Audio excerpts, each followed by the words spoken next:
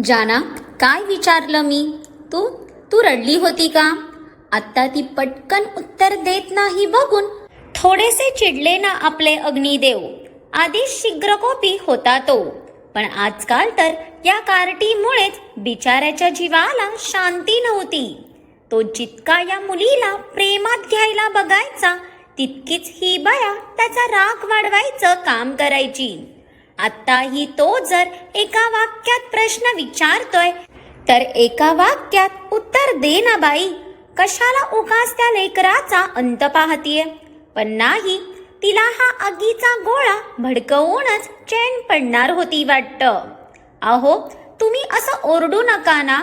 त्याचा वाढलेला आवाज ऐकून तिचा चेहराच पडला. मग तुला एकदा विचारलेल्या प्रश्नाचं उत्तर लगेच देता येत नाही का? तरी दोनदा प्रश्न विचारला मी तुला, पण अजूनही तुझं उत्तर काय माझ्यापर्यंत पोहोचलं नाही.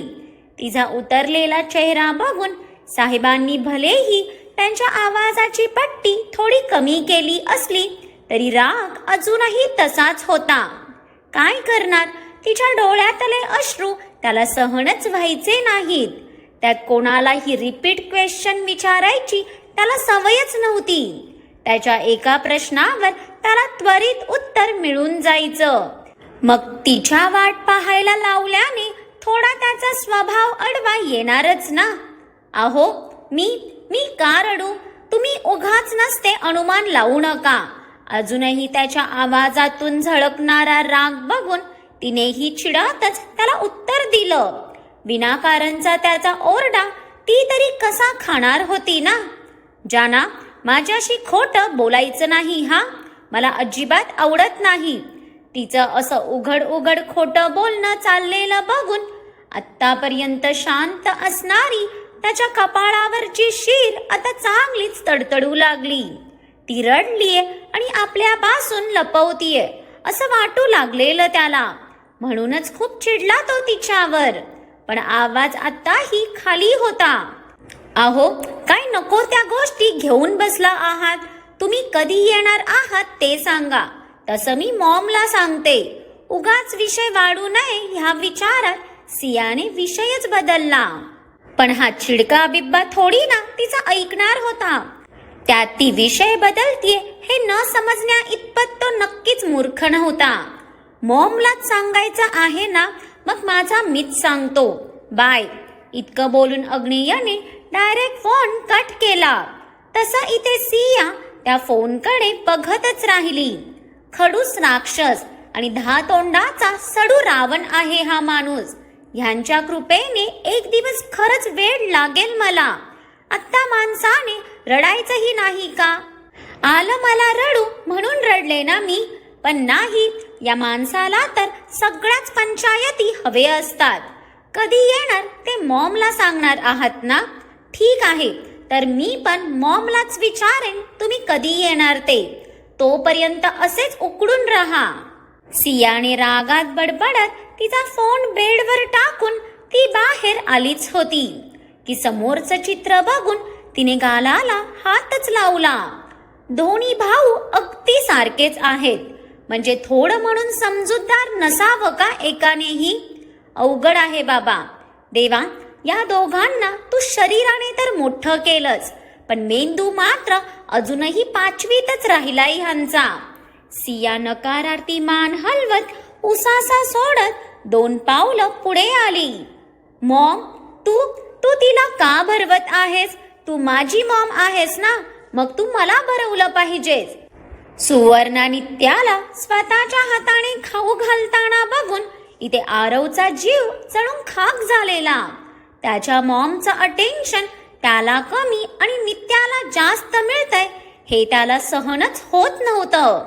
आरू, तू काय लहान आहेस का असं वागायला?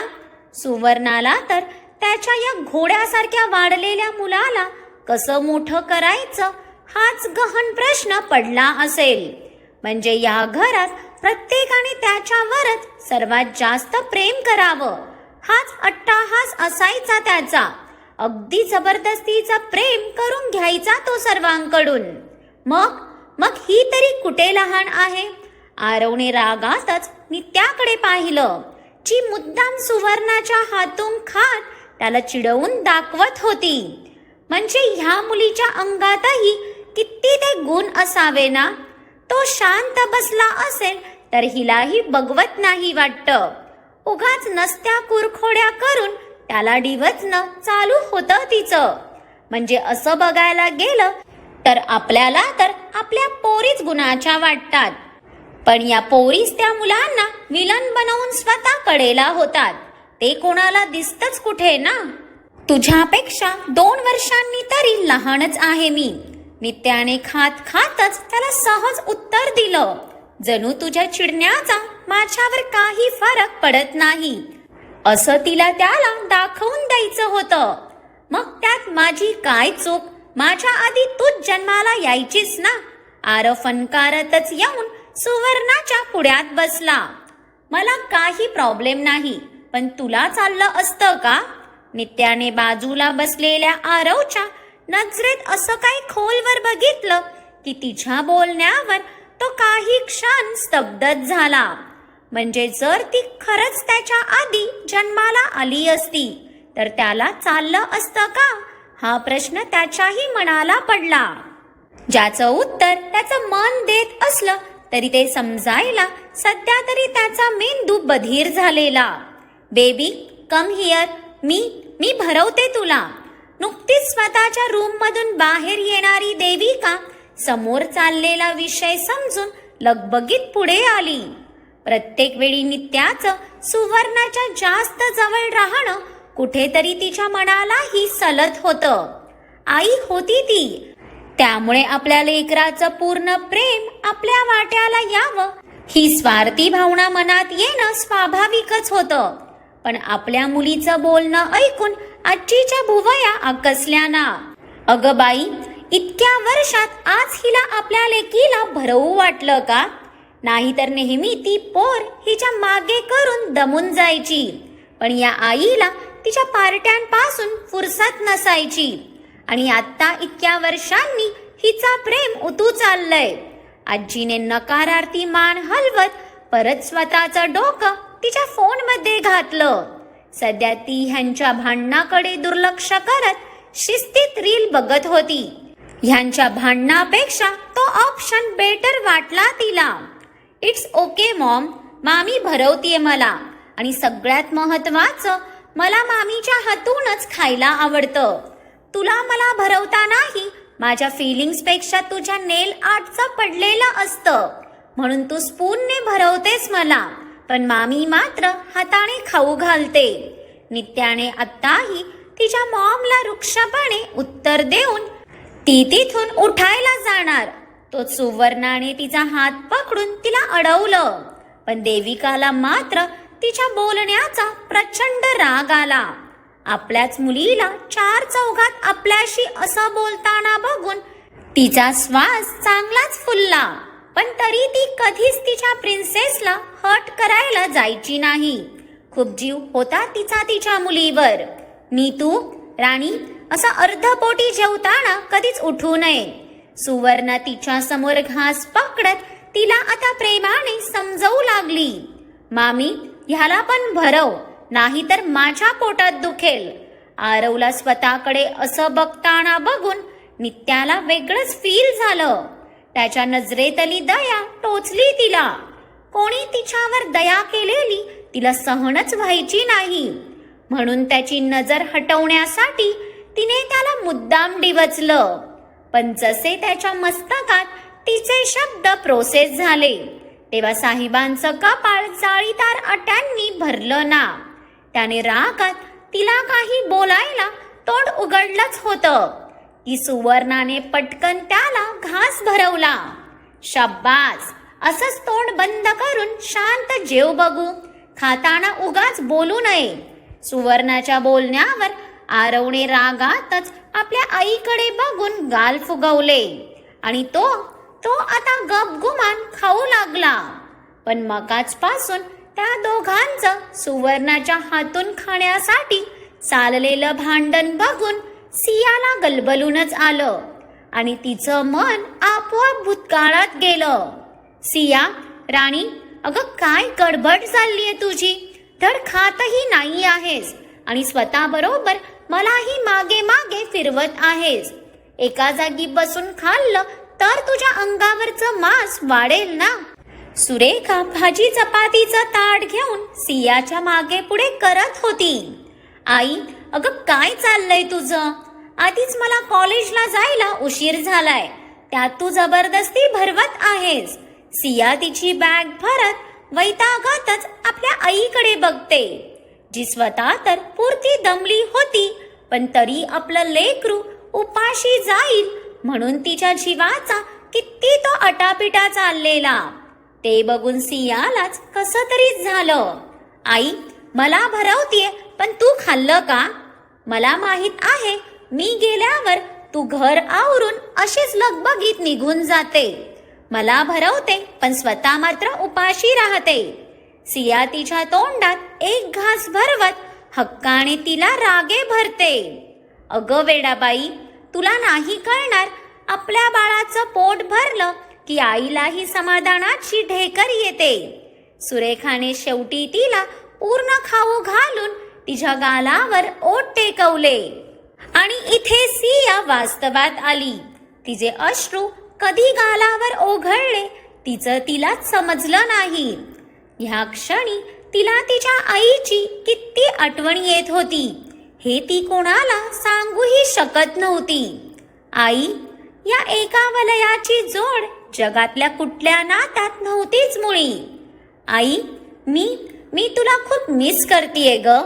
प्लीज माझ्यासाठी लवकर बरी हो ना. तुझ्या हातून असंच हट्टाने जेवायचं आहे मला.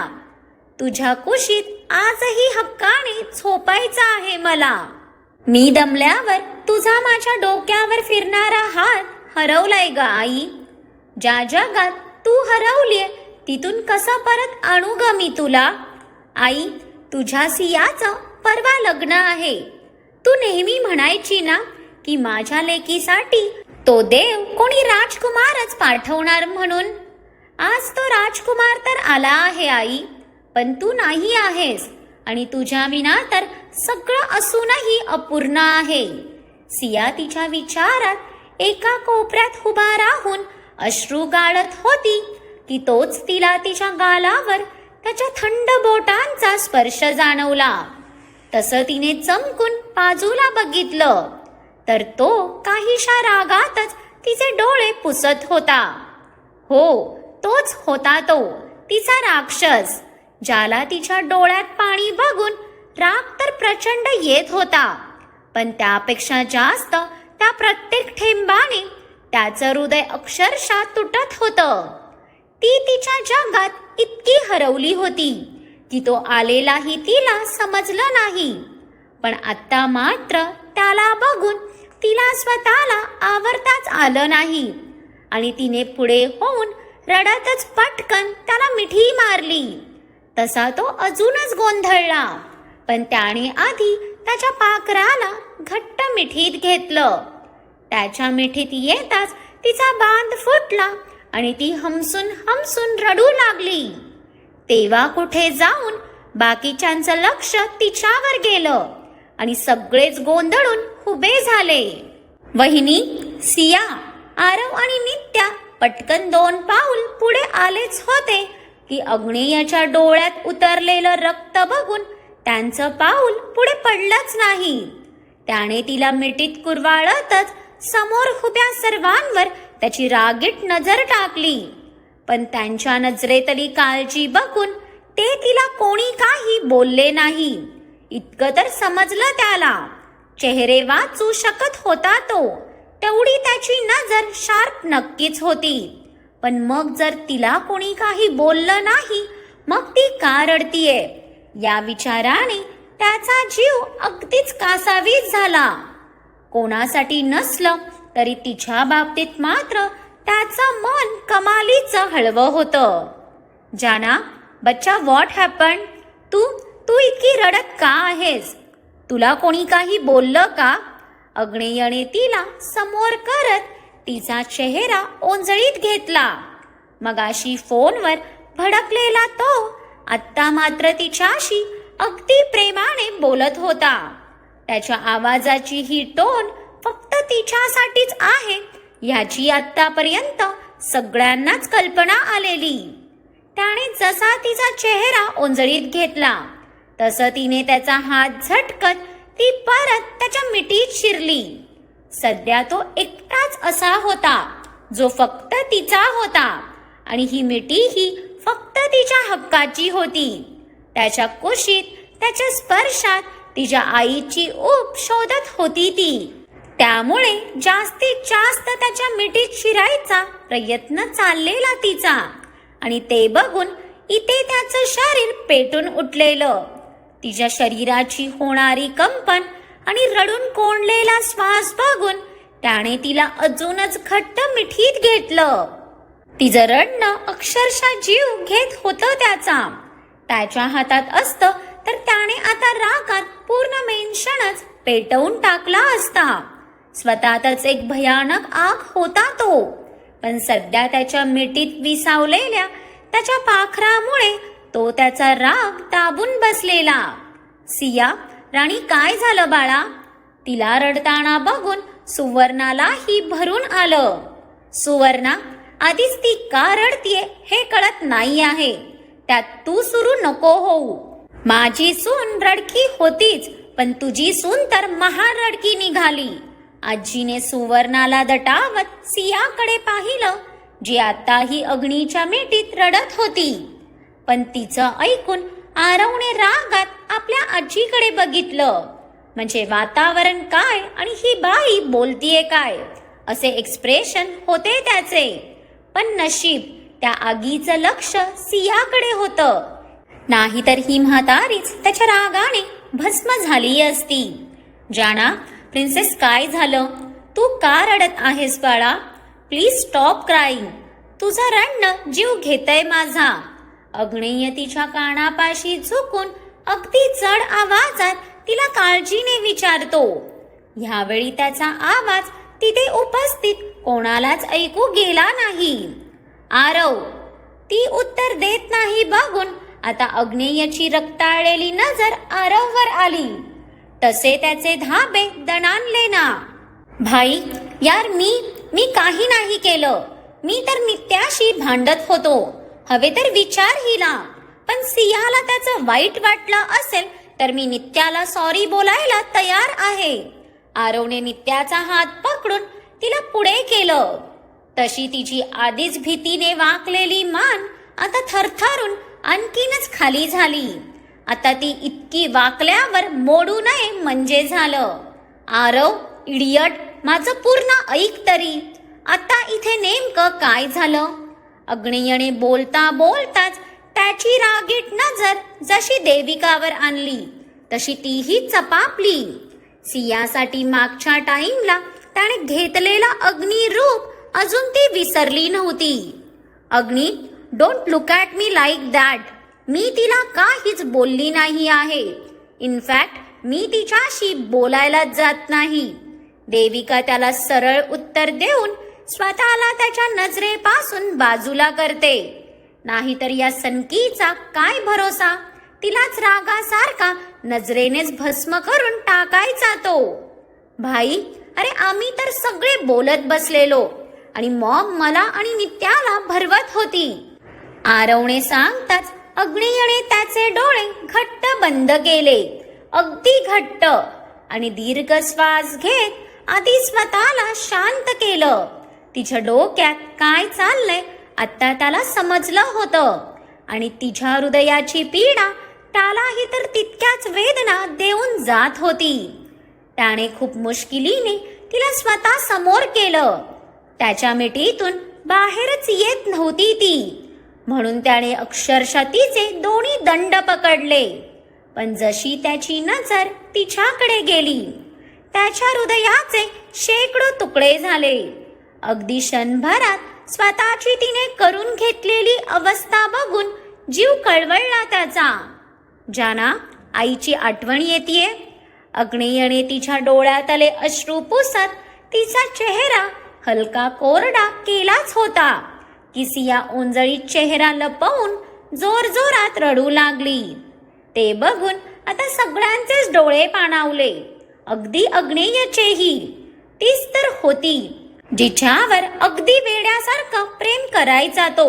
मग तिच्या डोळ्यातले अश्रू त्याच्या डोळ्यात उतरणार नव्हते का?